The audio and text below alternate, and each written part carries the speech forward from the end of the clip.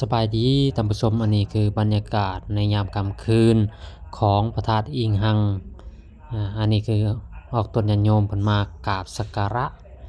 บูชาพระธาตุอิงหังในยามค่ำคืนมักหน้าหลายตานี่ท่านผู้ชมที่เอาเห็นในขณะนี้ก็มาแต่ต่างเมือง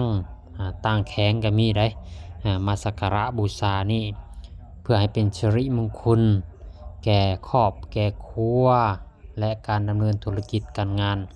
ให้ราบรื่นก็เลยมาขอพรนำประทานอิงหังนี่แหละท่านผู้ชมก็มากหน้าหลายตาที่เราผ่านมานี่ครับมาหลายบอนหลายที่มาปกปะอบรมกันบ่ว่ามานำหมู่คณะก็หลายขบวนทัวร์ก็มาหลายได้ท่านผู้ชมอันนี้มาหลายที่หลายบอนนี่นะเบิ่งก็โอ้ยมาแต่เหนือถึงใต้ที่มาชมมาบารมีของพระธาตุอิงหังในท่านเอ้ย